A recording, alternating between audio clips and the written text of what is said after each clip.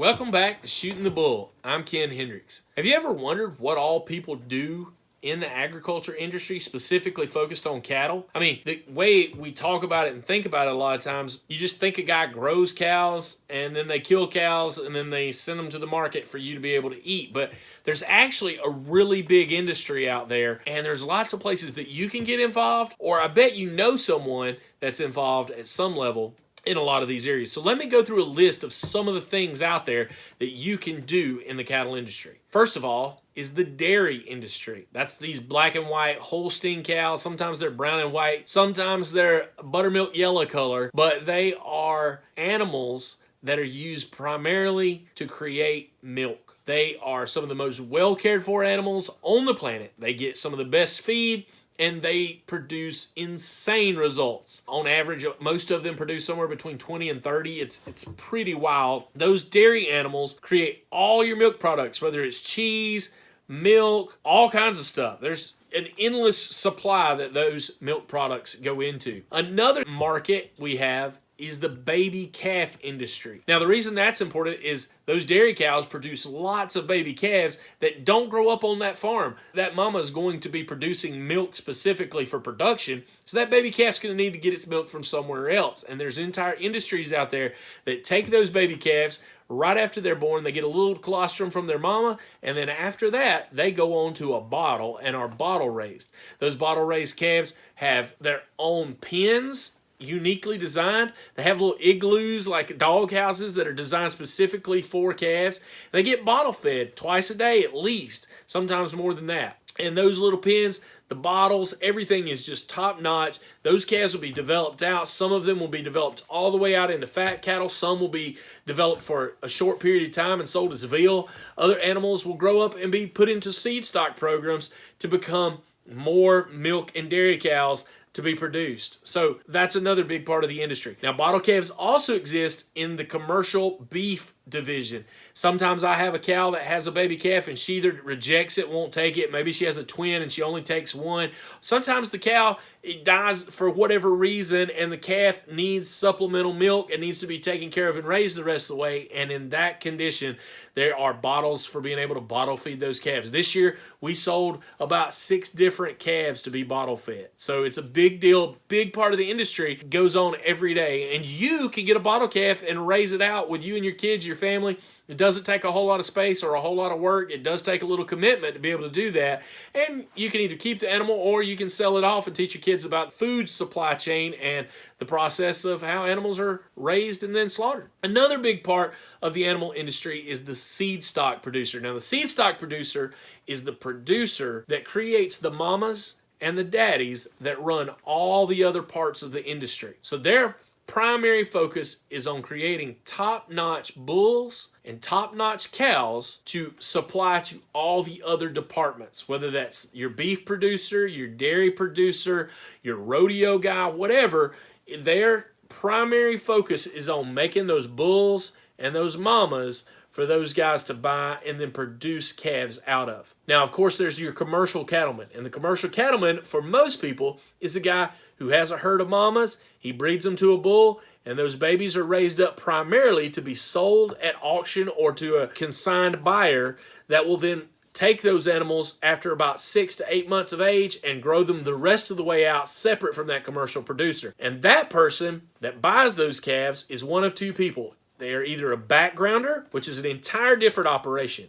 Backgrounders work throughout America buying calves that are somewhere in the 5 to 7 month old range. Buy those calves, bring them in, give them all their meds, get them cleaned up and get them off of that mama's milk, get them weaned and everything, and get them started on feed so that they like running to that bunk, eating that feed, and then helps put on about usually somewhere in the neighborhood of 200 pounds of gain on those animals before those animals are then sold to the other person that sometimes buys directly from the commercial producer, and that is your feedlot or fat cow developer. They buy animals, they take them in, and they put them on feed them heavily, grow them out, depending on the breed, usually somewhere between 900 and 1,500 pounds, usually around 18 months to 24 months of age, and then they slaughter that animal at either grade select, grade choice, or grade prime.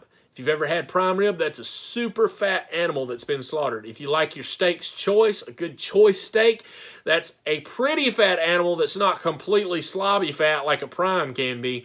But a good choice steak is usually the best because it's put the most fat in all the right places. A select animal is usually a leaner animal that probably needed a few more weeks or was a little genetically weak on being able to put on fat, and they graded out just a little bit lower. Still a fine cut of steak, just not as good as choice or prime. Speaking of which, another huge part of the industry is the slaughter aspect, where they kill the animal, they then take and process that animal, cutting it up into all the different cuts of meat, storing that animal for a certain amount of time to age the meat and to be able to get it to the perfect way for you to be able to eat it off a plate in the most delicious way. Now, of course, there's other things going on in the cattle industry as well. There's the entire rodeo division. There's animals that are focused on bucking.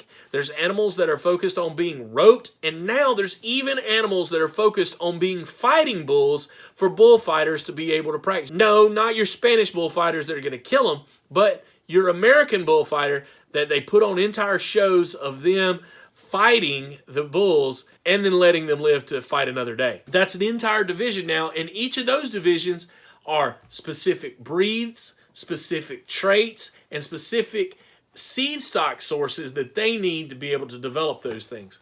Of course, if we talk rodeo, that brings us to another aspect of the cattle industry, and that aspect is working the actual cattle, and that often requires dogs and horses. There are working dogs and working horses specifically trained and raised and developed, including entire seed stock operations for those specifically for working cattle. There are certain breeds of dogs that are highly focused on developing cattle and specific kinds of cattle. Other operations that are growing in prevalence are like mini cow. Miniature cow is a huge deal throughout much of America. It's becoming bigger and bigger and bigger, and some of these small little tiny animals sell for gigantic money to people who have more money than sense. Another huge division that is within the cow industry now is the show cattle division. Seed stock producers figured out that one way to get animals developed in a more effective way and to keep kids hooked into the industry was to develop show programs for animals to be able to be shown for a certain part of their lifetime. Big money is involved. It might shock you to know that the winning steer who can't reproduce at all in the Texas Livestock Show can sell for more than $30,000. You heard me right, $30,000.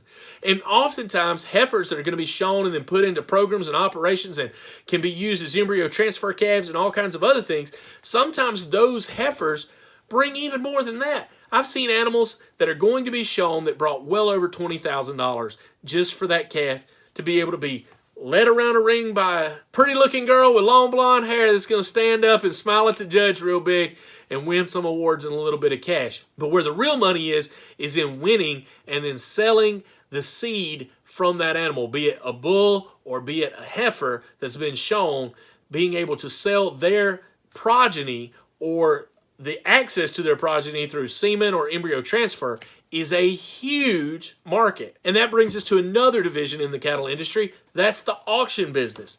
There's live auctions for every division of cattle that we've just talked about, whether it be dairy, whether it be beef, whether it be seed stock, whether it be baby calves, whether it be feeder calves, whether it be fat calves. There's auctions that focus on every one of those specific things. And in the auction business, they are focused on getting the most money for that animal that they possibly can. If we look at the auction business, it's what makes the entire thing go around. And if we don't have functional cattle auctions throughout America at every level, then it breaks the entire system. Other things that go on are specialty designs of animals that have been produced along the way. So we end up with things like grazing focused operations. These are cattle that have been specifically bred and focused to be able to be raised completely on grass. No feed whatsoever necessary, and to therefore be super efficient. Now there's people focused on developing breeds that are specific colors because they graze better during the day and in the heat. Making red cows that do better than black cows in the heat. Another division in the cattle industry where they sell old cows. Old cows that are past their prime. Those animals are still useful. They can be sold at auction, and those animals can then be processed to make things like dog food or other products that don't require the same level of meat that we require from the young animals that make you good steaks and those kinds of things. Of course, there's other divisions as well. You've got veterinarians, you've got people that then focus on artificial insemination and embryo transfer. All of those are super important aspects as well. You also can have people that focus on hauling cows. It's an entire industry just getting a cow from one farm to a feedlot. Big deal.